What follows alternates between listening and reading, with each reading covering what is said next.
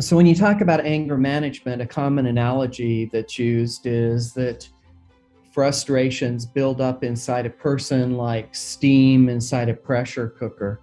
And if you use that analogy, people assume there are only two responses. You can try to stuff it inside, right, or vent it, right, and express it. Both of those are maladaptive. That's Brad Bushman talking about the most effective ways to control anger. Brad is a professor of communication at Ohio State University. He studies the causes, consequences, and solutions to the problem of human aggression and violence. He was a member of President Obama's Committee on Gun Violence and has testified before the U.S. Congress on the topic of youth violence. His research has challenged several myths, for example, that violent media has a trivial effect on aggression, and that venting anger reduces aggression, or that violent people suffer from low self-esteem. He's published over 200 peer-reviewed journal articles, which have been cited over 35,000 times. His research has been published in top scientific journals and has been featured extensively in the mass media. In 2017, he received the Kurt Lewin Award from the Society for the Psychological Study of Social Issues for outstanding contributions to the development and integration of psychological research and social action. I'm your host, Warren Hoffman, and in this episode, we go deep inside anger, aggression, and violence. We talk about three roots that lead to aggressive behavior: the critical link between self-control and aggression. Self-control is a predictor of success. Exposure to violent media and the psychological impact of living in war zones, the effects of social rejection on individuals, the relationship between self-confidence and narcissism on aggressive behavior, and finally, some practical research-backed tips for anger management and maintaining control in heated exchanges. This is Conflict, Power, and Persuasion, podcast of the Canadian International Institute of Applied Negotiation. Hi, Brad. Thanks for coming on. You're welcome. Good to be here. Can you give a brief overview of your background and how you got interested in the study of aggression? Sure. Actually, I was working for an engineering company called Borns, B-O-U-R-N-S. It's a German company that makes potentiometers like variable resistors, like volume controls, but for the space shuttle. And wow. And I just I was enrolled in the honors program at my university, and just happened to take an honors course in human aggression. And we just read stacks of journal articles about scientific studies on aggression. And I asked the professor, wow, who does this research? This is really interesting. I would like to do it too. And he said, social psychologists do. Well, I didn't know anything about social psychology. So I said, well, I'd like to be a social psychologist, I think. What should I do? And he said, well, they are mainly professors, so you need to learn how to teach and do research. So I got a master's degree in education to help me be a better teacher, and a master's degree in statistics to help me be a better researcher. And then I got my PhD in social psychology. So that's how I became interested in the topic. Wonderful. Those papers you were reading, how long ago was that? Like just wondering about what was the topics on aggression at the time. Yeah, well, I was mainly interested in the topics on violent media and aggression. So many of the studies were conducted by two researchers, Leonard Berkowitz and Russell Geen. Geen was Berkowitz's PhD student. So Berkowitz was at the University of Wisconsin and Geen was at the University of Missouri. And I applied to both of those universities. And Berkowitz encouraged me to go to Missouri because he was about ready to retire and his lab wasn't as active. And Geen was his PhD student who was still really active researcher. So I went to Missouri for my PhD.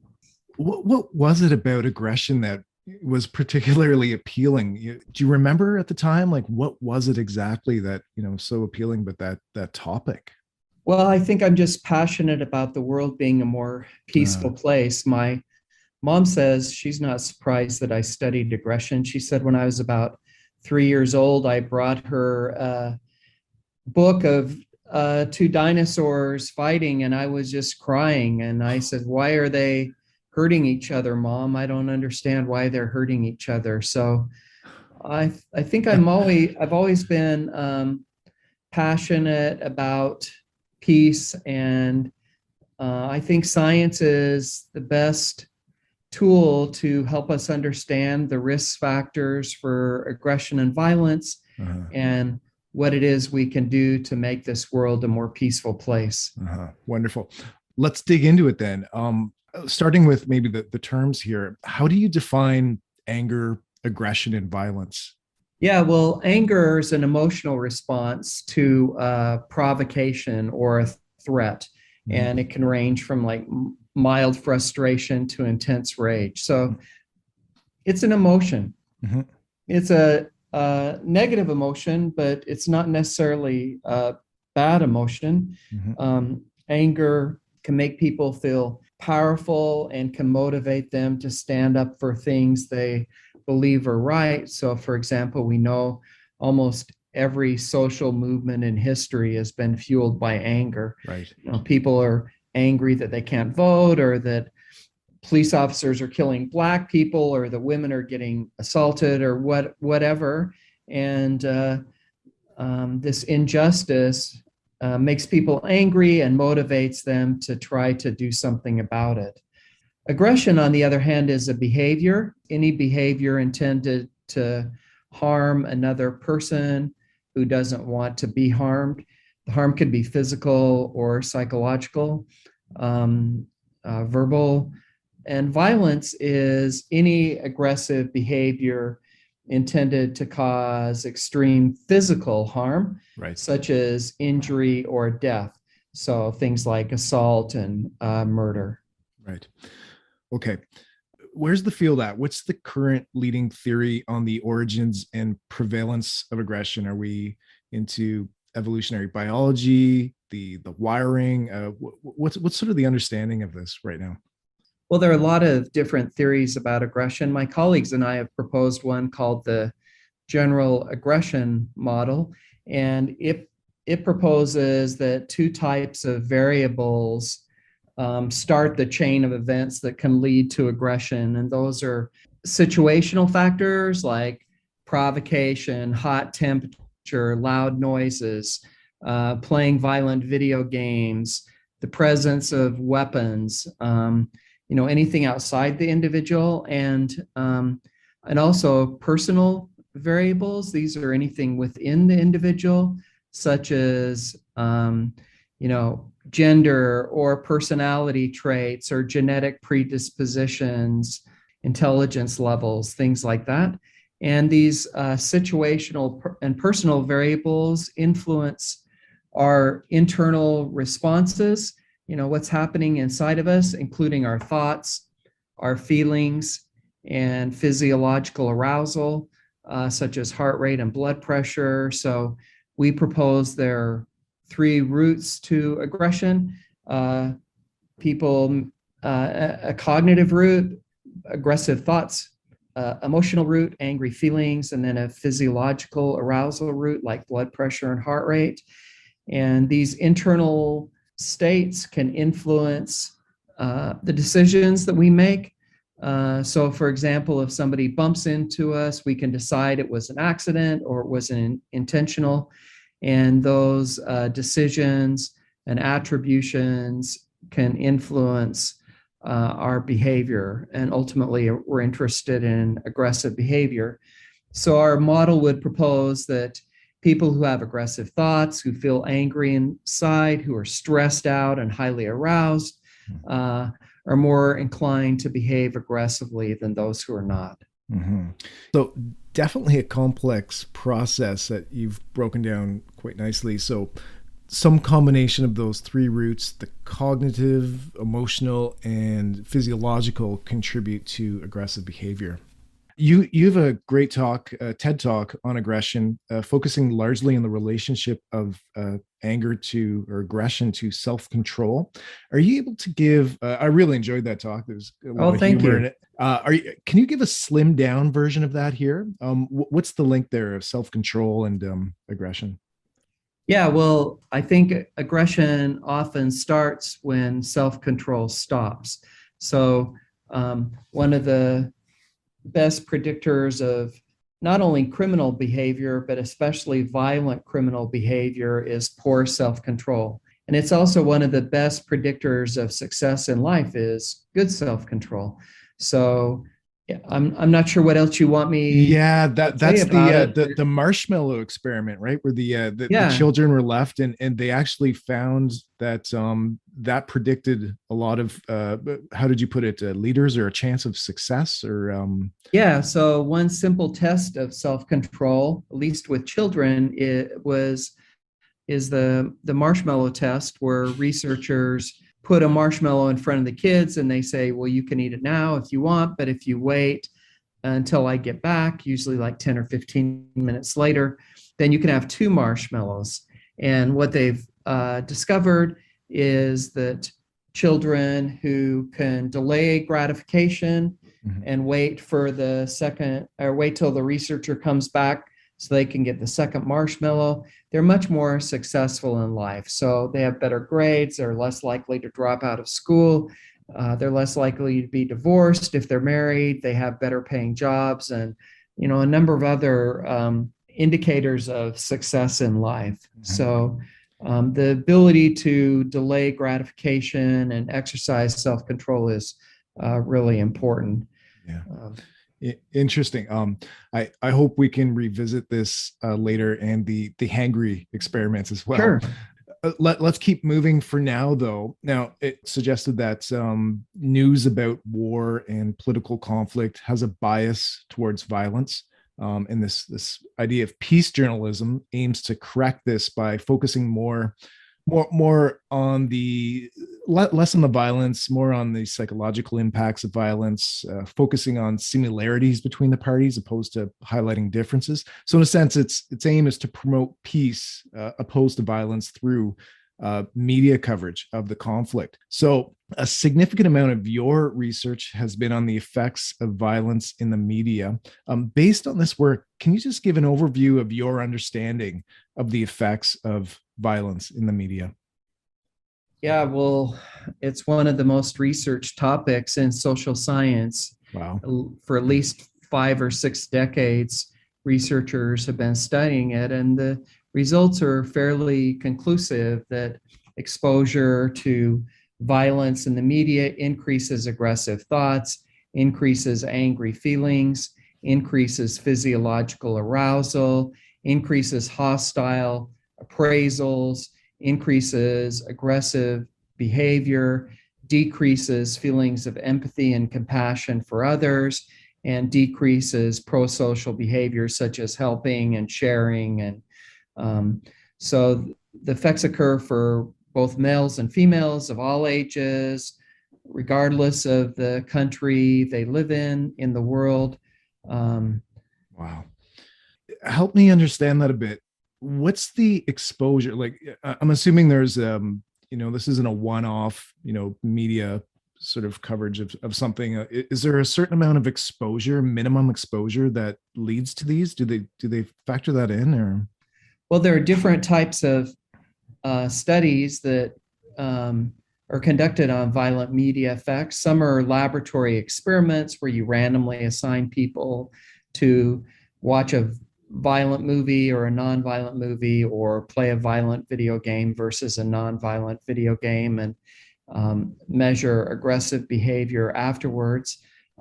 Some are cross-sectional correlational studies where you look at pre-existing groups, such as people who are violent criminals, and see if they consume more violent media than those who are not violent criminals, for example. And some are longitudinal studies where you follow the same group of individuals over time to see whether people who play a lot of violent video games or watch violent TV programs and movies? Does that predict how aggressive they are in the future?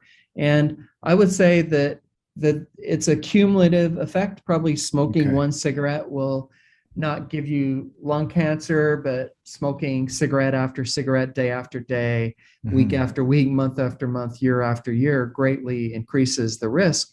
And similarly, playing one violent video game or watching one violent movie probably will not in and of itself make you a more aggressive person, but habitual exposure day after day, week after week, month after month, year after year greatly increases the risk. Yeah. Okay, so there's a certain amount of exposure needed. What I'm wondering is about the psychological impacts of someone living in a war zone. I mean, the list you began with, the effects including increasing angry thoughts, feelings, decreasing compassion, and so on. This can clearly have an effect on the public's perceptions of others. This is going to lead to more polarization. So it sounds like the research clearly supports the idea of peace journalism, the necessity to switch from reporting on the violence more so to the conflicts, to the parties, to the impacts. But that's just the media, though. What about directly witnessing conflict, seeing people walking around with weapons, being directly exposed to violence? I'm not sure if there are any studies here, but maybe based on your expert opinion, you might speculate what impact this might have on those living in war zones. Yeah, we don't need to speculate because research has been conducted on this topic, and absolutely, exposure to real violence is more harmful than exposure to media violence, whether that be in your neighborhood, if you've got a violent neighborhood, or, in your country, it's at war. In your home, if your parents are always fighting, in your school, if your peers are always fighting, exposure to violence increases the risk of aggression, and the effects tend to be larger if it's exposure to real violence than exposure to fantasy violence. Okay, so the exposure amplifies the effects. I guess it's not always possible to limit exposure depending on the situation, but is there anything people can do to become more psychologically resilient to the effects of violent media? Yeah, there are protective factors and risk factors when it comes to aggression. So, in terms of protective factors, parents can make a huge difference.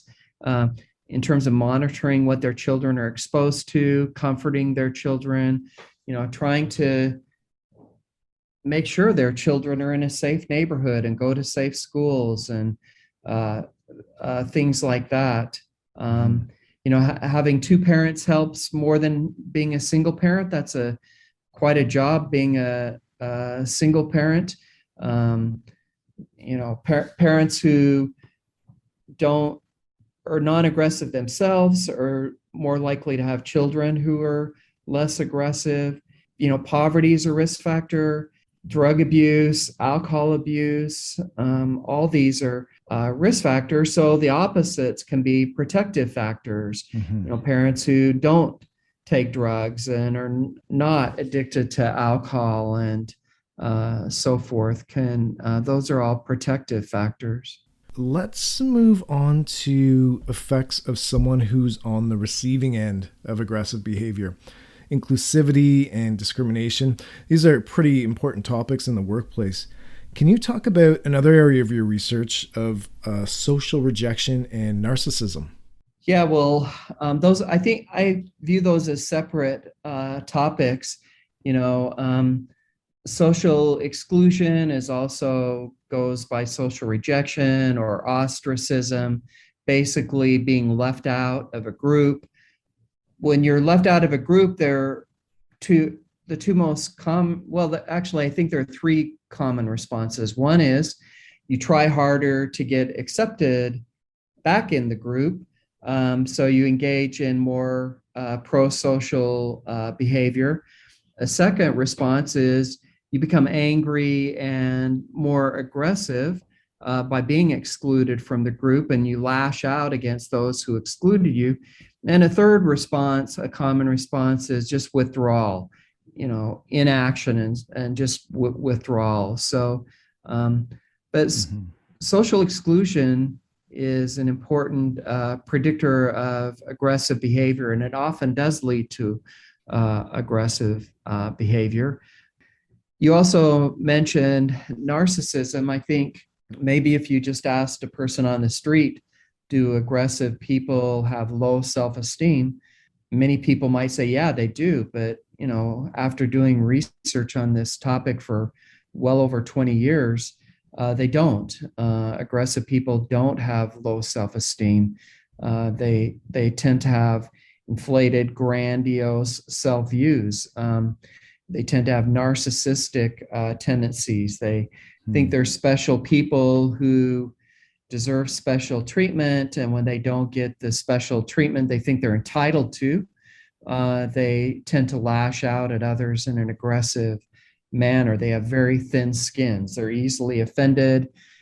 So when they're humiliated or criticized and shamed in any way, they can lash out and behave aggressively. So narcissism is a much stronger risk factor for aggression, and low self-esteem actually isn't a risk factor or a protective factor. There's basically no relationship between self-esteem and aggression. Okay, let's get into the specific tips here about how to control aggression. When we poll people that take our training in conflict resolution, a common response we get is, of what's the biggest challenges they face is it's emotional regulation, right? Keeping cool during heated exchanges. So let's dive into that one. What can someone do to help gain more control here? So when you talk about anger management, a common analogy that's used is that frustrations build up inside a person like steam inside a pressure cooker. And if you use that analogy, people assume there are only two responses. You can try to stuff it inside, right, or vent it, right, and express it. Both of those are maladaptive because they're related to cardiovascular disease and other negative health consequences. But venting it is especially bad because it not only hurts you, it hurts others. It doesn't, people think, when you're angry, you should get it off your chest or blow off steam, but actually that's the worst thing you can do. It's like, maybe you've heard the old joke, how do you get to Carnegie Hall, this very famous venue?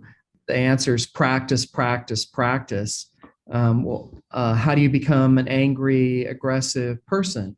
The answer is the same: practice, practice, practice. And when you vent your anger, that's exactly what you're doing. You're practicing how to behave more aggressively. You hit, you kick, you swear, you shout, you scream. And it's like using gasoline or petrol to put out a fire. It just feeds the flame. It does that because it keeps arousal levels high. Angry people are highly aroused, so you want the arousal level to come down. But if you're venting your anger, you just, you're feeding the flame and keeping the arousal levels high. It also, angry people tend to ruminate about what it is that made them angry. So, when you vent your anger, you're just reliving it. You're just rehearsing it. And, this rumination is one of the worst things you can do. And then it also keeps the angry feelings. So it keeps the aggressive thoughts active in your memory. It keeps the angry feelings alive. So a third option, if you use this analogy about the pressure cooker building up steam, that people don't even talk about, is turn down the heat. Turn down the heat. Yeah, right. Turn down the heat. One thing you can do to turn down the heat is just delay responding. Maybe your grandma, when you were angry, told you to count to 10 before you respond. Thomas Jefferson said, if you're really angry, you should count to 100. And that works because as you count, the physiological arousal, such as your heart rate and blood pressure, go down. So the more time passes, the lower the arousal level becomes. And you could also try to reduce arousal by doing things like relaxing, taking deep breaths, taking a bath, listening to calming music, meditating, doing yoga, lighting a candle, whatever. Basically, try to get the arousal down. That's one of the most effective things you can do. And another thing you can do, like I mentioned before, is angry people can't stop ruminating about what made them angry. So to reduce anger, you can do something else that demands your full attention, that's distracting, that gets your mind off it, such as, working on a puzzle or reading a good book. Our own research shows another effective thing you can do is called self-distancing. It's also like adopting a fly on the wall perspective, because angry people are immersed. Step back and look at the situation, look at yourself as if you were an observer from a more distant third perspective. So that helps. Angry people, like I mentioned before, anger is an approach motivation. It motivates people to solve problems. And angry people often lean forward, they're in your face. So our own research has shown that one effective way to reduce anger is to do the opposite. Just lean back in your chair, for example, is effective. Another thing you can do is something incompatible with anger and aggression. It's difficult to feel two different emotions at the same time. So the idea is to push the angry feelings out by doing something that produces positive emotions. So for example, to produce humor, you can watch or read something funny. To produce love, you could pet a puppy or kiss or hug somebody that you care about. To produce empathy, you can help somebody in need. And last, I think, is something called reframing. This is very popular in cognitive behavior therapy, in which you change your perspective. For example, instead of viewing the bad event as a catastrophe or a tragedy, view it as a challenge or an opportunity. That which doesn't kill us can make us stronger. So those are some effective ways to reduce anger. Wow. There's a lot there, but don't stuff it. Don't express it. Right. Don't ruminate. Right. Self-distance. Could you maybe give another example? So you mentioned the fly in the wall. So just how might someone self-distance? Could you explain that a bit more about how someone might? Yeah, just pretend that you're an outside observer. So see the situation unfold as if you're observing yourself from a more distant third person perspective. So just step back and try to view the situation as an outside observer might see it, instead of being immersed in it. Right. Similar to mindfulness, I guess, somewhat, where you're not connecting with the emotions in the state that you're in, but you're just sort of observing them. Yeah. Okay, so that's managing the anger we are experiencing. What about becoming less angry? So we have the link where aggression starts, as you say, when we lose self-control. This can be increased, correct? Yeah, it can be increased. One popular theory argues that self-control is like a muscle. When we use our muscles, they become stronger. So, for example, my colleague did a research in which people were randomly assigned to a control group or to a self-control exercise group. And the self-control exercise group did things like, try to sit up straight, try to talk in complete sentences, try to use your non-dominant hand for ordinary tasks. Like if you're right-handed, use your left hand to drink coffee or stir soup or open doors or use the mouse, things like that. And, that takes effort to to use your non-dominant hand. And what they found, even after just a week or two, is that these self-control exercises were effective in reducing aggressive behavior. A week or two. Wow. Yeah. That's impressive. Yeah. Interesting. Let's go to the Hangry piece now, if you would. Could you actually explain that experiment as well, specifically those dolls, which I just love. Yeah, sure. So hangry comes from two words: hungry plus angry, hangry. And people who are hungry are often cranky and irritable. And we didn't come up with the term hangry, but our lab did the first research on this topic, and we found out it's real, and we also found out why it occurs. So the reason why it occurs is because of low levels of glucose, and the part of your brain just behind your forehead is called the prefrontal cortex, and that part of your brain is in charge of thinking, reasoning, and emotional control. These are all called executive functions. And the emotion people have the most difficulty controlling is anger. And even though your brain is only about 2% of your body weight, it's about the size of a grapefruit, it consumes like 20 to 30% of the calories. So it's a very, very demanding organ. People need fuel to regulate emotions, to engage in these executive functions. It takes effort, it takes calories. And we get these calories from the food we eat. And so it's really important, for example, that you don't talk to somebody you love or care about on an empty stomach. Do it after dinner or over dinner. So for example, in one study, we had married couples. For about a month, we first measured the quality of their marriage because we wanted to control for that. But we also, every morning and evening, they measured their blood glucose levels. And we measured their aggressive impulses. We gave each person a voodoo doll that represented their partner, along with 51 pins. And we told them, while they're alone, before they went to bed at night, to stab the number of pins in the doll, depending on how angry they were with their partner that day. And we found that people who had low levels of glucose stabbed more pins in their voodoo doll than people with higher levels of glucose.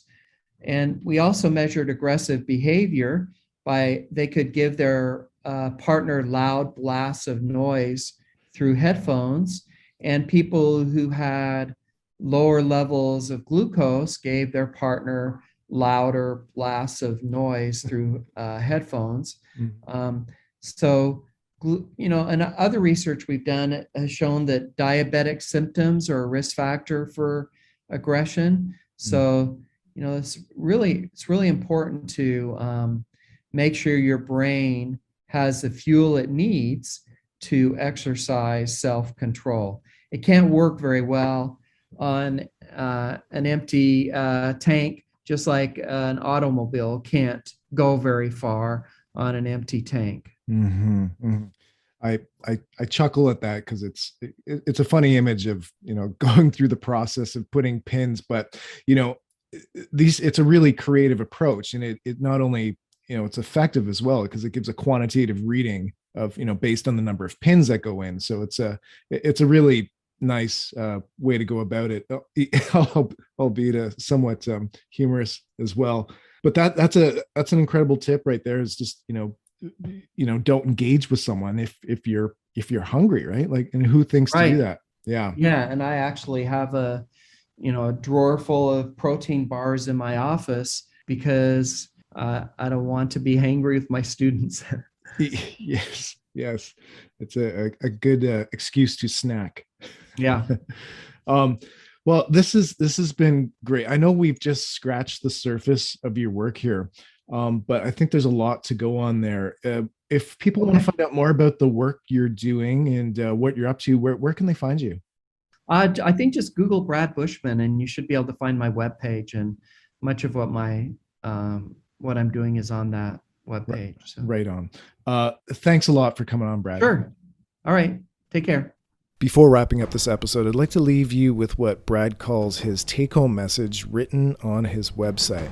Brad says, "After doing research on aggression and violence for over 30 years, I've come to the conclusion that the most harmful belief people can have is the belief that they are superior to others.